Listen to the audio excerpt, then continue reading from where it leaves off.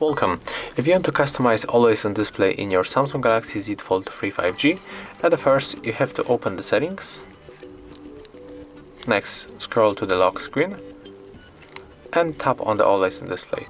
As you can see, at the first we can change the display time, so we can display it after tapping on the screen and it will be on the screen for 10 seconds. We can also show it as always and also show as a schedule. I always use this option. Here we can change the clock style. Currently is set up on this simple clock. We can also change color of the captions, as you can see. So I would like to apply this one.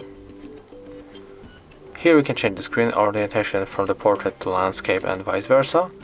We can also adjust auto brightness. I'm going to turn it off and turn on only the highest brightness, and take a look right now when I'm going to lock the screen. That's how easy we customize our Always On Display feature.